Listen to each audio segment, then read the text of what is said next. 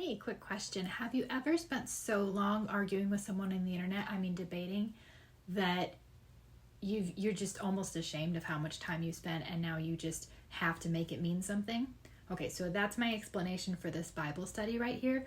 We're going to talk about passages that, I want to say Reddit thinks the Bible is saying are pro-choice. Because, why not? This isn't what I was planning to do today, but since we're here, since I've already invested all this time, let's talk about it. So these are pro-choice arguments from, let's say, Reddit, because why not? I'm not gonna blame this. I want to call her a child, but I think she was a grown woman. Let's see. So the first one is Genesis 2:7, and it says, "The Lord God formed the man out of the dust from the ground and breathed the breath of life into his nostrils, and the man became a living being." So that's, obviously the story of Adam and Eve's creation. And I guess that's supposed to prove that conception or a life begins at first breath. A few problems with that. The passage isn't about children that are birthed from a mother's womb. They're about Adam and Eve, who were created by God out of clay. Eve with the rib of Adam, and then his breath, he breathed into them. They weren't really born. They don't have belly buttons. I feel like that is not a good example. Maybe I'm wrong. I've been wrong before, but that one just doesn't do it for me. I don't feel like it's equivalent to a child's birth. I feel like maybe that's not what it's saying. But let's move on to the next one. You guys tell me what you feel about that one. The next pro-choice argument is Ezekiel 37:5-6, which says, "This is what the Lord God says to these bones. I will cause breath to enter you, and you will live. I will put tendons on you, make flesh grow on you, and cover you with skin. I will put breath in you so that you come to life. Then you will know that I am the Lord." So again, it's using the argument of God says when he puts breath into you. And that would be cool, except it's again not talking about childbirth or children at all. It's literally talking about the Israelites who were spiritually depleted, and God was literally giving them a second wind and was like picking their spirits up so that they were lively again, so they were not tired and exhausted and physically depleted. So nope, actually within context, again, has nothing to do with abortion. So let's go to the next one. Okay, the next one is Job 12:10. "The life of every living thing is in his hands, as well as the breath of all humanity." That's just a statement. And it's not a statement in regards to abortion or, if anything, it is pro-life. It's saying that everything is God's, which means you as a human probably shouldn't kill it. Everything that we have, even our own lives, belong to him. So maybe don't kill it. Yeah, if anything, I feel like that's pro-life. Job 10:18-19. "Why did you bring me out of the womb? I should have died and never been seen. I wish I had never existed, but had been carried from the womb to the grave." So that's Job being like, my life sucks. I wish I had never been born. Also, nothing to do with abortion. If anything, it has to do with shame and loss and depression. Not abortion. Okay, let's keep going. Okay. Numbers 3:15. "Register the Levites by their ancestral families and their clans. You are to register every male 1 month old or more." I assume the point here was that you were not to register a baby until it was 1 month old, in which case would the argument be, therefore, you should be able to abort babies until they're 1 month old because they don't count for a census until that age? That's questionable. That's very questionable. I feel like that's questionable and frightening if you're willing to be like, up until 1 month after they're born, you can kill them. It's fine. Don't worry about it. I feel like, I don't know, somebody smarter than me would have to tell me what the reasoning for that was back in the day, but my assumption would be that babies died very frequently back then, and probably they were like, let's make sure that it actually lives before we count it in the census. That would be my guess as to why, but somebody smarter than me can answer that. It's definitely not supporting pro-choice. That's what I know for sure. Let's continue. Leviticus 27:6 says, if the person is from 1 month to 5 years old, your assessment for a male is 5 silver shekels, and for a female, your assessment is 3 shekels of silver. So again, I think the point is that they're counting babies from the 1 month mark. So we already answered that. Again, nothing directly speaking to abortion so far. Exodus 21:22 through 25. And okay, I'll just read it. When men get in a fight and hit a pregnant woman so that her children are born prematurely, note, prematurely does not mean miscarried or aborted. Babies are born prematurely all the time and survive. So if a man hits a pregnant woman so her children are born prematurely, but there is no injury, the one who hit her must be fined, as the woman's husband demands from him. So whoever hit the pregnant woman, if the baby's born premature, but no harm is done, the guy who hit her has to pay a fine, okay? Next part. If there is an injury, then you must give life for life, eye for eye, tooth for tooth, hand for hand, foot for foot, burn for burn, bruise for bruise, wound for wound.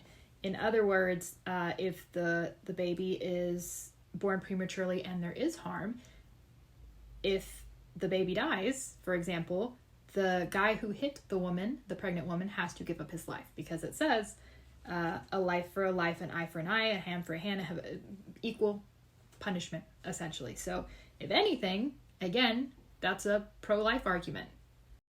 Okay, the next one is one I've actually heard cited before as a pro-choice argument. It's Numbers 5:11 through 31, and that's pretty long, so I'm going to summarize. Basically what it is what do you do if you're a husband and you think your wife has cheated on you? It's like a ritual you can do to resolve that issue. Basically, if your wife you think she has, but she says she's innocent, that she has not committed adultery, that you can basically do this ritual, and here is the result of the ritual if she is lying. If she's not lying, then nothing will happen. If she is lying, here's the punishment. May the Lord make you into an object of your people's cursing and swearing when he makes your womb shrivel and your belly swell.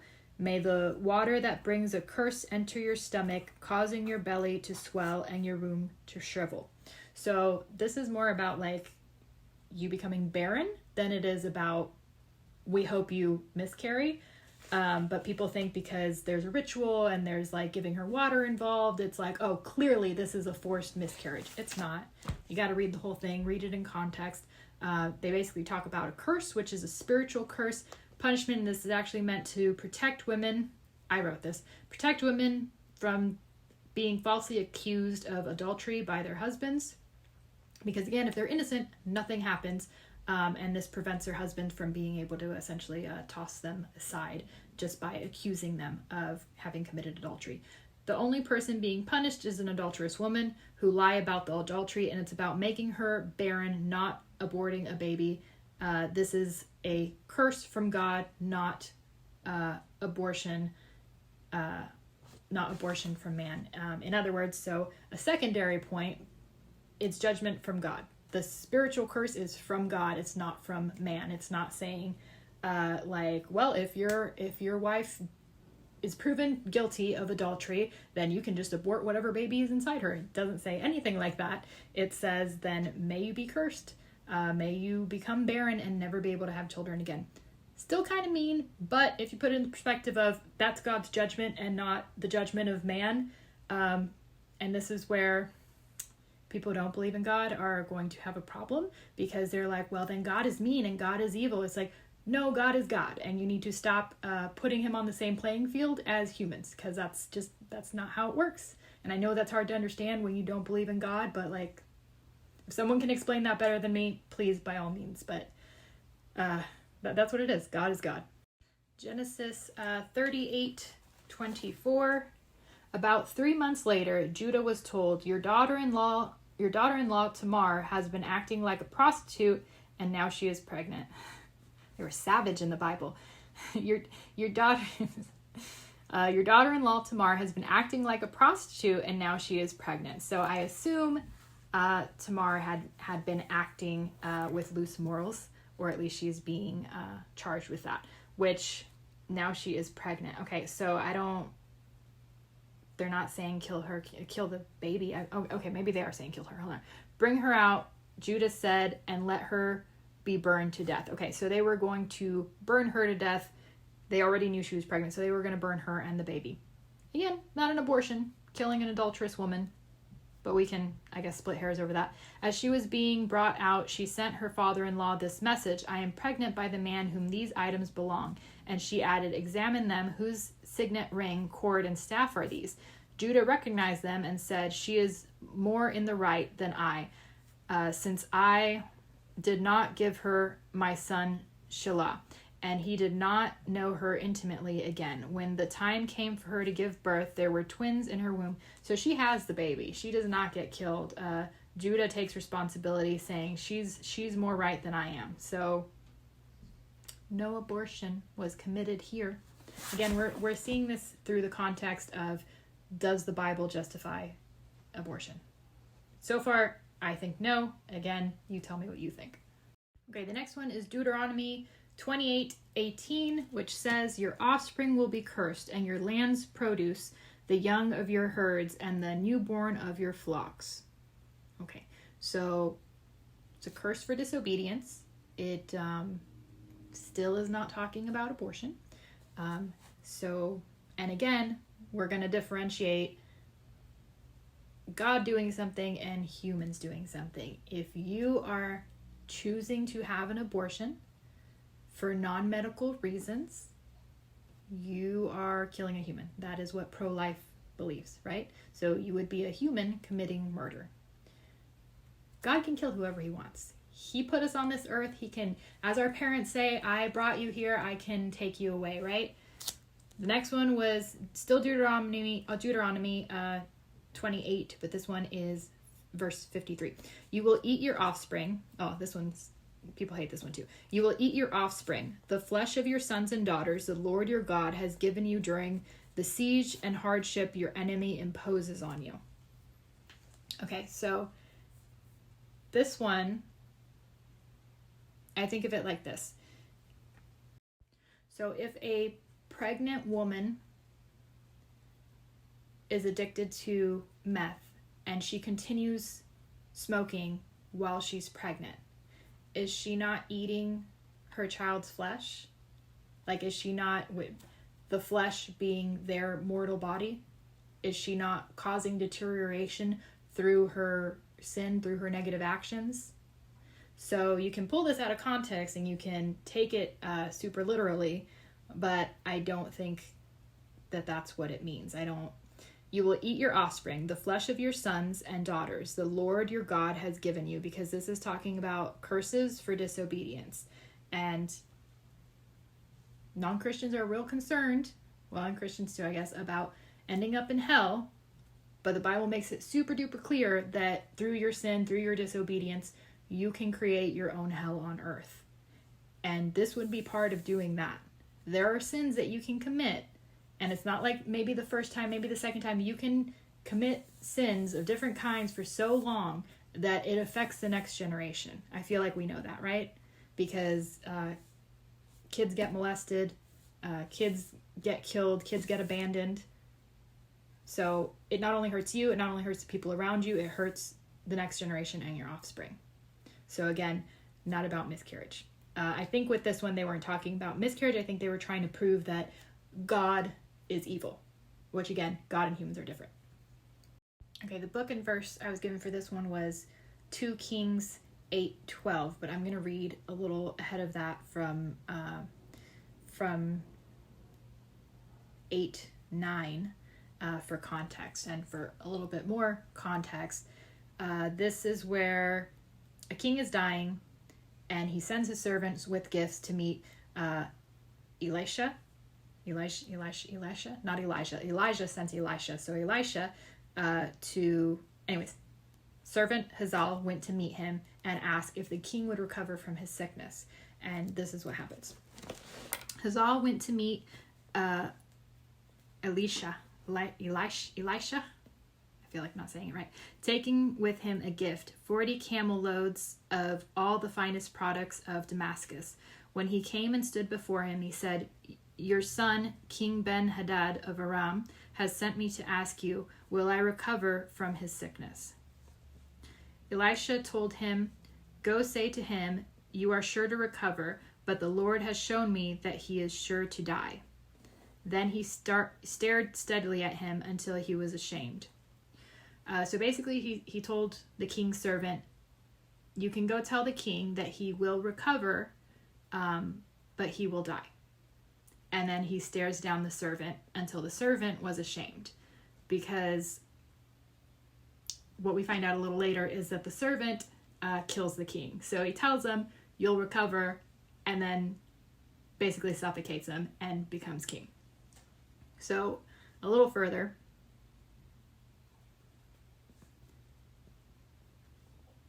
the man of God wept, meaning Elisha wept, and Hazael asked, "Why is my Lord weeping?"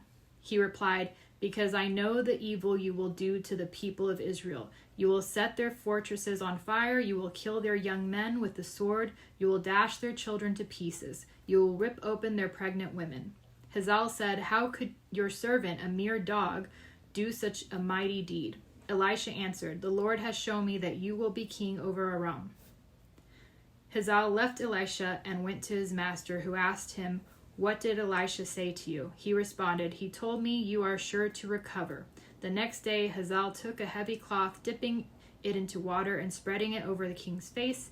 Ben-Hadad died, and Hazael reigned in his place. So basically, Elisha was saying, because I'm crying because I know what you're going to do.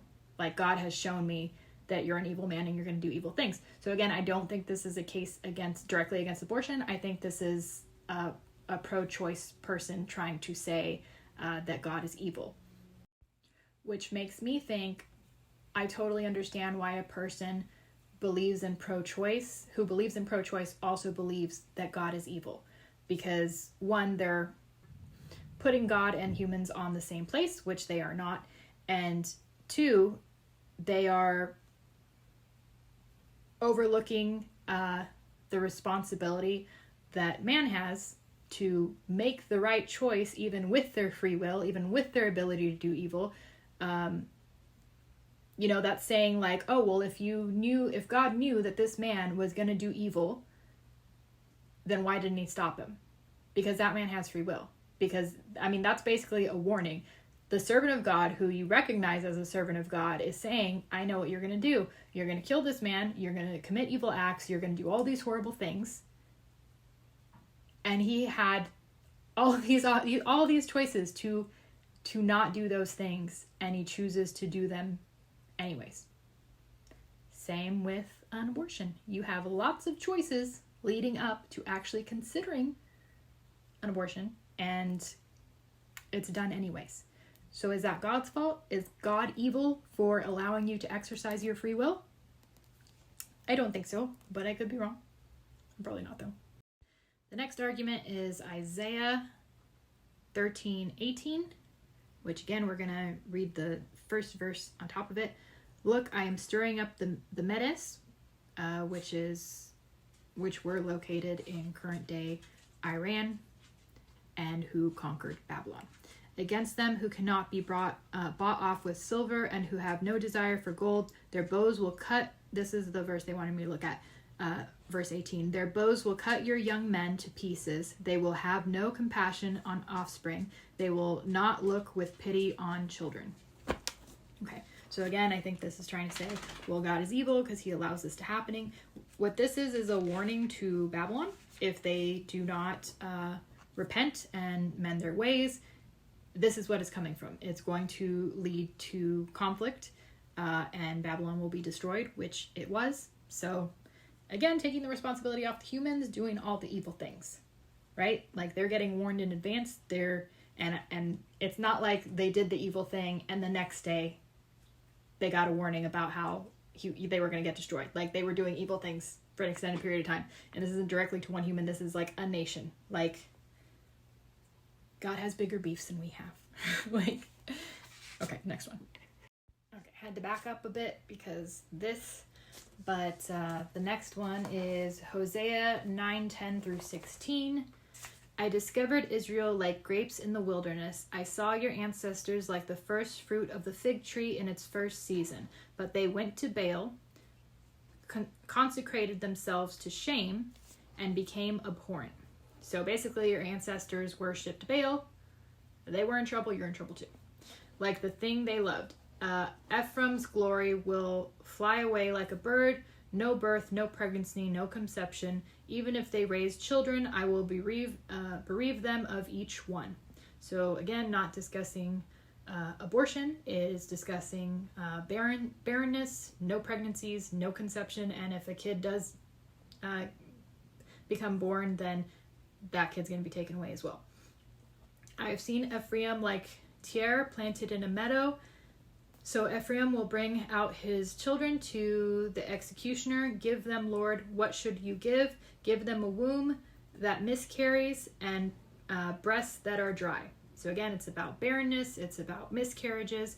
It's not, and this is God's punishment for disobedience. This isn't about humans killing an innocent child. Two different things. I know you think they're the same thing, but they're not. All their evil appears at Gilgal, for there I began to hate them. I will drive them from my house because of their evil, wicked actions. I will no longer love them. All their leaders are rebellious. Ephraim is struck down. Their roots are withered. They cannot bear fruit, even if they bear children. I will kill the precious offspring of their wombs. My God will reject them because they have not listened to him. They will become wanderers among the nations. So again, the theme of I brought you into this world. I gave you everything you have. I can take it away. Which, if you believe in an all-knowing, all-seeing God, that is how it works. He giveth, he can taketh away. Literally, the entire Bible is this. He performs miracles. He gives blessings. A little time goes by, sometimes not that much, and then people are like, God who? What about this golden calf I made? We should worship this. And he's like, hey, don't do that, for years. And then they're like, nah, we're gonna do it. And then he's like, okay, you're all dead. That's literally the watered down version of a lot of the Bible. But none of it supports being pro-choice. God and human are different. Next argument is another part of Hosea 13:16 this time. Samaria will bear her guilt because she has rebelled against her God. They will fall by the sword, their children will be dashed to pieces, and their pregnant women ripped open. Okay. Again, this isn't about a single woman. This is about all of Samaria, and it is God's punishment for disobedience. Like, yeah. There's a lot of that in the Old Testament. I don't know. I feel like this proves that whoever's making these arguments has never actually read the Bible. Like, they're all like half arguments. They're lousy arguments for pro-choice, but they're trying to say, see, God's evil. See, God kills people. See, God would kill a child. So therefore, humans should be able to kill a child. The 10 Commandments, they're for us. They're for the people so that we can like take care of ourselves because we are useless. God, different rules because he is a God. And if he wasn't a God, then what's the difference between listening to him and listening to Biden? I promise you there's a difference. If you don't understand that difference, you're going to be confused. Or you just, honestly, it sounds like a spoiled child being like, well, how come we can't do stuff that he can do? Because you are not an all-knowing God. When you are an all-knowing God, when that happens, we can have this conversation again. But until then, maybe obey the all-knowing God. I don't know, just a suggestion. You do what you want. I mean, it's not working out great for these people, but just to give that last one just a little bit more context, going to Hosea 13:2-3. Now they continue to sin and make themselves a cast image, idols skillfully made from their silver, all of them the work of craftsmen. People say about them, and you might think, oh, well, that's not that bad. They're just worshiping a false idol. Why is God so jealous? Let me continue. Let the men who sacrifice kiss the calves. Therefore they will be like the morning mist, like the early dew that vanishes, like chaff blown from a threshing floor, or like smoke from a window. So that line, let the men who sacrifice kiss the calves, that's comparing these guys who are worshiping these false idols and kissing these idols of calves to people who would worship, the pagan god Moloch, who, the way they would do that, they would do human sacrifice. They would sacrifice children, babies, and the statue of Moloch would be a statue with hands stretched out like this, and they would put the baby in the hands of the statue, and then they would heat the metal underneath the hands of the statue, and that's how they would sacrifice the baby. So if God is comparing you to people who were doing that, it's not just like they're making golden idols and that's like it. It's not a big deal. Like things like that is why worshiping false idols becomes a big deal. And he's like, because of that, you're going to be, therefore they will be like the morning mist, like the early dew that vanishes, like chaff blown from the threshing floor, or like smoke from a window. Because of that, you're going to be like something that disappears very quickly. My last video to record. So in summary, don't believe every Bible verse citing that you read online. Maybe go to the Bible. Maybe read a little bit before and after the verse that was cited. I mean, read the whole thing if you've got time, but specifically if you're trying to prove or disprove a line in the Bible or see what it's about, maybe read a little bit above, a little below. If that doesn't work out, Google it. Search on YouTube. There are billions of pastors who are like, this is what this part means. This is what this part of the story is about. And it gives you far more context than people just trying to use it for their own personal means or argument. As far as I'm concerned, none of those Bible verses explain to me what they were supposed to. Either that pro-choice is supported by the Bible, or that God is somehow evil because he is not subject to the rule of man. Didn't do it for me. Maybe it did for you. Let me know what you think.